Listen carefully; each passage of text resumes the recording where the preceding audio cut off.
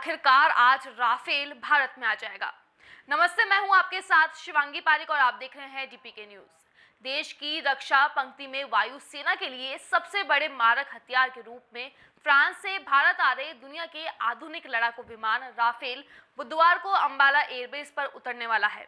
लेकिन अंबाला में अगर मौसम खराब रहा तो ऐसे में भारतीय वायुसेना ने जोधपुर में एयरबेस को इसके लिए दूसरे विकल्प के रूप में चुना है।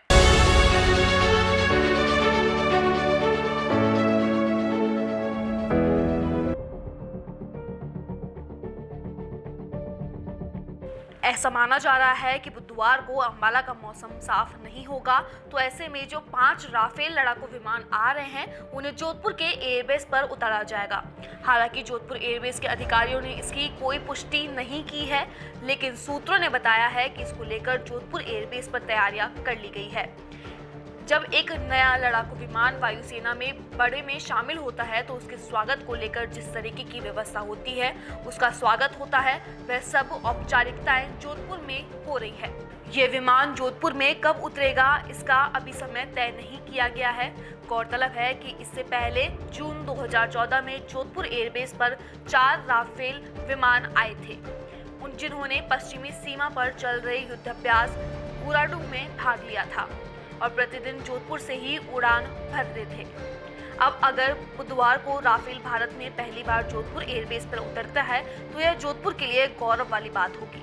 बता दें कि जब राफेल का सौदा हुआ था तब यह कहा जाता था कि राफेल की स्क्वाड्रन जोधपुर में भी तैनात होगी, जो मिग की जगह लेगी, क्योंकि हाल ही में वायुसेना के मिग लड़ाकू विमान को जोधपुर एयरबेस से सेवानिवृत्ति दे दी गई है। भारतीय वायुसेना की ताकत आज कई गुना बढ़ने वाली है। काफी लंबे वक्त से जिस लड़ाकू विमान का इंतजार था, वो राफेल विमान आज भारत पहुंच रहा है। भारत और फ्रांस के बीच हुए इस सौदे के तहत राफेल लड़ाकू विमान की पहली खेप आज भारत के अंबाला में पहुंचेगी। पहली खेप में कुल 5 लड़ाकू विमान होंगे, जिन्हें रिसीव करने के लिए खुद वायुसेना प्रमुख एयर चीफ मार्शल RKS भादौरिया मौजूद रहेंगे।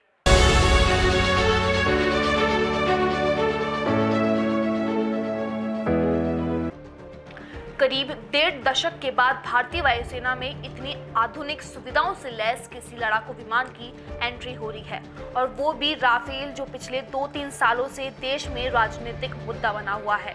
ऐसे में अब जब अंबाला एयरबेस बेस पर इसकी लैंडिंग होनी है तो सुरक्षा व्यवस्था को कड़ा कर दिया गया है।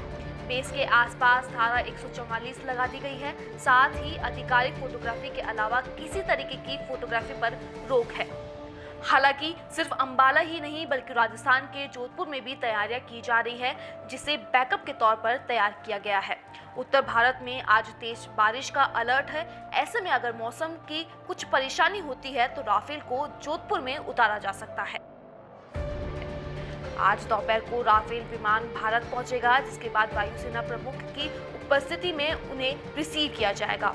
हालांकि ये वायुसेना में फाइनल इंडिकेशन नहीं होगा, क्योंकि वो प्रक्रिया अगस्त के आखिर में की जाएगी। इस दौरान प्रधानमंत्री नरेंद्र मोदी भी बतौर मेहमान उपस्थित रह सकते हैं।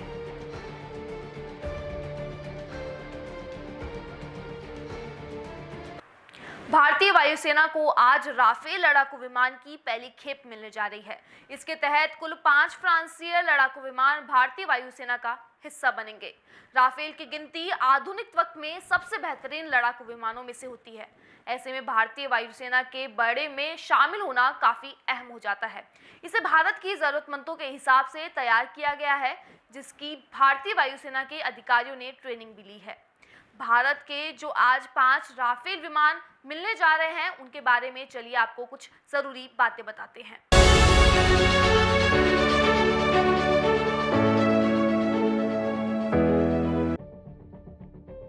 भारत को जो 5 राफेल लड़ाकू विमान मिल रहे हैं, इसमें 3 सिंगल सीटर है और 2 डबल सीटर है। इसको वायुसेना की गोल्डन एरो 17 स्वीडन में शामिल किया जाएगा। राफेल का कॉम्बैक्ट रेडियस 3700 किलोमीटर है। कॉम्बैक्ट रेडियस यानी अपनी उड़ान स्थल से जितनी दूर विमान जाकर सफलतापूर्वक हमला कर लौट सकता है, उसे विमान का कॉम्बैक्ट रेडियस कहते हैं। भारत को मिलने वाले राफेल में 3 तरीके की मिसाइल मिग लग सकती है। हवा से हवा में मार करने वाले मीटियोर, हवा में जमीन में मार करने वाले स्कैल्प और हैमर मिसाइल। इन मिसाइलों से लैस के बाद राफेल काल बनकर दुश्मन पर टूट पड़ेगा। भारत ने अपनी जरूरतमंदों के हिसाब से इसमें हैमर मिसाइल लगवाई है। हैमर यानी highly agile modular munition extended range एक ऐसी मिसाइल है जिसका इस्तेमाल कम दूरी के लिए किया जाता है। यह मिसाइल आसमान में जमीन पर वार करने के लिए कारागार साबित हो सकती है। हैमर का इस्तेमाल मुख्य रूप से बंकर या कुछ छुपे हुए स्थलों पर तबाह करने में होता है। इंटरनल लद्दाख की पहाड़ियों में यह मिसाइल काफी मददगार साबित हो सकती है। राफेल 1 मिनट में 18,000 मीटर की ऊंचाई पर जा सकता है, जो कि पाकिस्तान के F-16 या चीन के J-20 से बेहतर आंकड़ा है। चीन के साथ जारी तनाव के कारण राफेल को अंबाला एयरबेस पर उतारा जा रहा है। साफ है कि अंबाला एयरबेस उत्तर भारत के वायुसेना में सबसे महत्वपूर्ण एयरबेस में से एक है। यही कारण है कि अगर जरूरत पड़ती है तो तुरंत इसका इस्तेमाल किया जा सकता है। भारत को फ्रांस से राफेल के कुल 36 विमान मिलने हैं। इसमें से 5 आज भारत पहुंच रहे हैं, जबकि अन्य 5 जल्दी ही कुछ महीनों में पहुंच जाएंगे। 2021-22 तक भारत को सभी 36 विमान मिल सकते हैं।